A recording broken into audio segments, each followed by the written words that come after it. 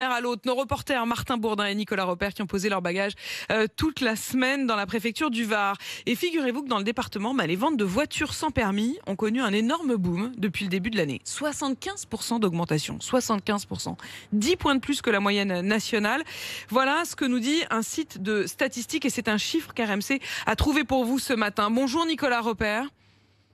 Bonjour Nicolas, Apolline, vous êtes en direct de Toulon pour RMC. Vous avez enquêté sur ce nouveau phénomène donc de ces voitures sans permis, Martin. Oui, vous reconnaissez ce bruit, Apolline, c'est celui d'une voiture sans permis. Eh bien aujourd'hui, ce tout sautement séduit énormément les jeunes, notamment dans le Var, un tout sautement inimitable. Depuis 2018, l'âge pour conduire ces véhicules, en fait, il a été abaissé. Il suffit d'avoir plus de 14 ans pour rouler. C'était 16 ans avant cette date.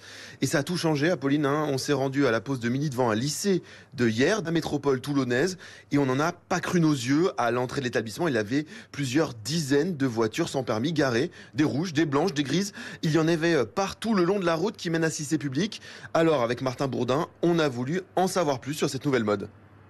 Je m'appelle Chiara. C'est ma voiture sans permis. C'est mon petit bébé, c'est ma titine. Ça fait depuis 14 ans que je conduis.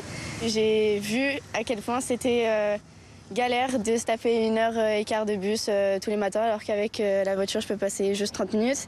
Et ça facilite le quotidien, quoi. On va aller sur le parking rejoindre Tony. Ses parents lui ont acheté une voiture sans permis, une 100P, comme il dit, il y a 3 mois. En fait, avant, j'avais le scooter. Mais pour quand il pleut, pour l'hiver et tout ça, c'était pas pratique. Et du coup, mes parents, ils ont dit, on va changer pour prendre la 100P, c'est plus sécurisé et tout pour eux.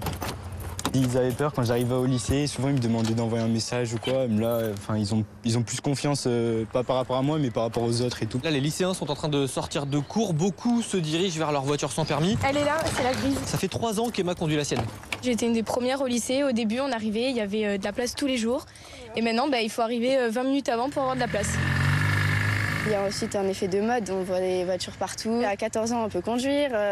J'ai le Bluetooth, j'ai la caméra de recul. On ne voit pas que ce sont des voitures sans permis, donc on peut croire que ce sont des vraies voitures. Incroyable. Nicolas, on entend ces jeunes, c'est assez surprenant quand même, parce que c'est vrai que c'est nouveau, ces voitures à 14 ans. Est-ce qu'on a une explication sur ce succès, en particulier dans ce département, pourquoi davantage qu'ailleurs ? Alors pour le Var, il y a plusieurs raisons. C'est avant tout un phénomène de long terme. La hausse des ventes de voitures sans permis, elle est spectaculaire cette année, mais ça cartonne depuis 3-4 ans. Aujourd'hui, c'est véritablement à la mode pour un ado d'avoir son véhicule dès ses 14 ou 15 ans, même si ces voiturettes ne dépassent pas les 45 km/h, leur vitesse maximale. Haute explication possible, dans le département, les villes sont assez étendues, parfois en hauteur, et le maillage des transports en commun n'est pas toujours idéal. Ça coûte ? La clientèle, sont les adolescents. Donc on a des produits fun qui sont réfléchis pour ce marché-là, qui est en plein développement. En ce moment, on est à peu près sur un trait d'une dizaine de voitures neuves par mois, plus les occasions. On peut dire qu'on a pratiquement au double.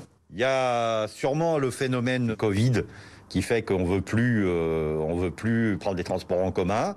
Le jeune, lui, sa priorité, ça va être le look. Évidemment, le look et la connectivité. Après, le parent, lui, il va s'inquiéter de la sécurité. Donc on vient d'entendre un concessionnaire là, Nicolas Repère, mais combien ça coûte ?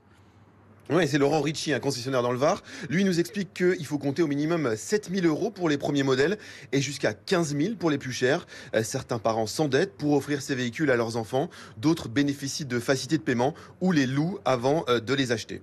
Merci beaucoup Nicolas Repère et Martin Bourdin. Vous quittez aujourd'hui cette magnifique ville de Toulon. Il est 7h16 sur RMC.